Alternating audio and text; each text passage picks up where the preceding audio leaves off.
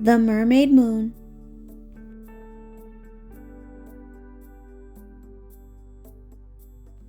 by Briony May Smith. Once there were two best friends. One was from the sea, a mermaid named Marin, and one was from the land, a human named Molly. Molly lived in Mermaid, a little fishing village, where the houses were stacked around the harbor and the boats went up and down with the tide. She could see the sea from her bedroom window. Marin lived in the harbor with her mom, Nerissa, who protected the cove from the wind and rain. She taught Marin whale songs and storm charming to keep her safe. When the sun set, they fell asleep inside their mermaid cave carved into the harbor wall. Each day after school, the girls would play together, Molly above the water and Marin below. They'd search for treasure in sea caves and ancient shipwrecks. They'd surf the waves with the dolphins and follow pods of whales as they glided through the gloomy depths. One afternoon, the girls watched excitedly as Mermaid bustled with preparations.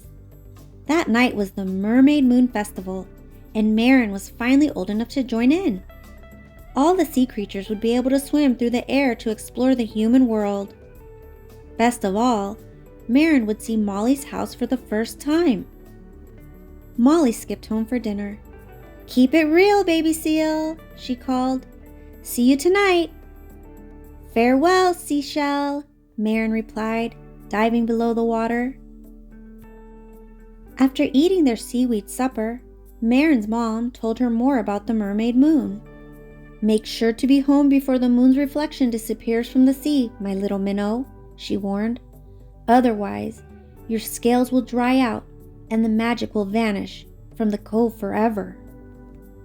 Marin gulped and nodded. Then Nerissa wrapped her fin around her daughter, saying, "But don't forget to have fun." As the moon started to rise, Marin watched the first creatures lift out of the waves. Seals twisted and turned into the night sky.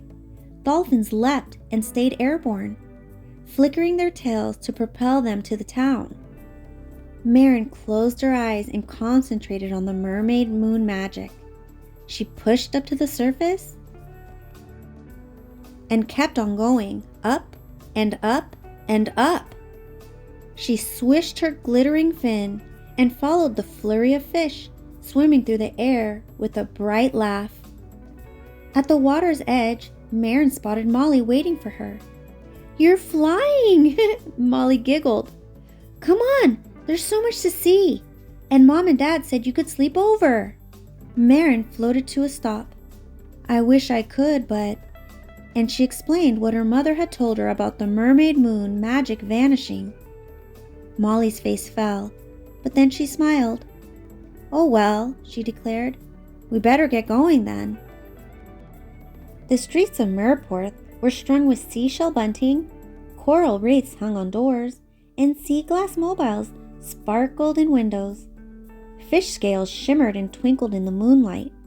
There were market stalls and even a band, and Marin swam among it all, enchanted. At one stall, Molly bought them matching bracelets with her allowance. At another, Marin tried her first hot chocolate. As the moon began to sink and the market closed, the girls wandered up the hill to Molly's house.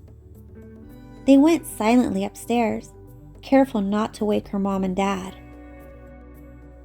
To Marin, Molly's room seemed full of strange things. Marin stared at the coralless walls and frowned in confusion at the lamp, until Molly flicked the light switch. "Wow," whispered Marin. Instead of a sandy seabed, there was a fluffy carpet, and instead of sea kelp, blankets. There were books, toys, paper and pens, along with things they had collected together, jars of sea glass, and shells on every shelf.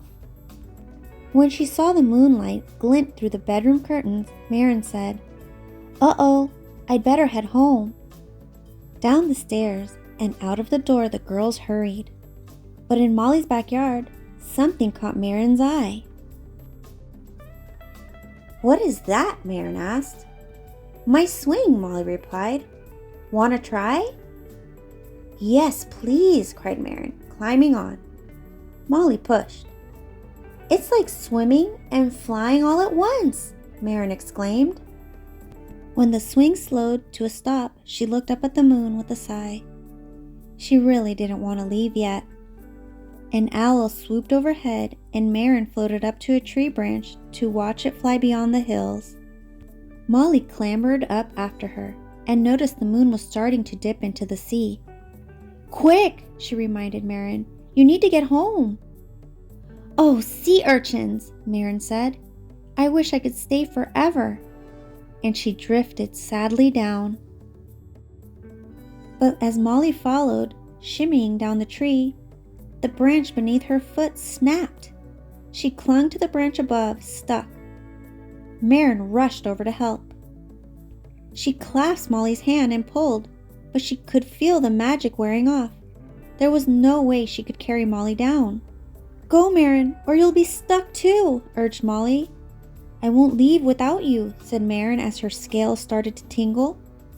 But if she stayed, she'd ruin the magic of the mermaid moon.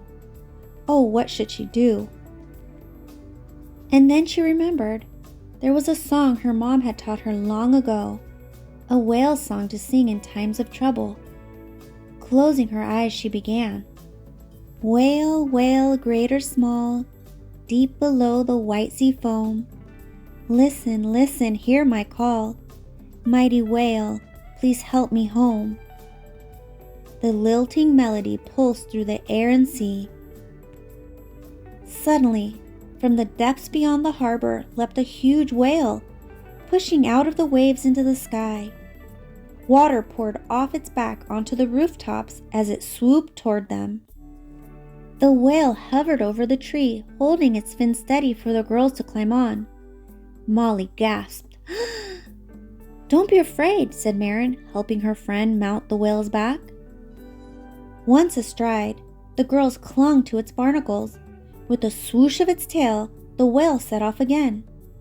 Molly and Marin cheered the great creature on as it hurtled through the sky to the sea.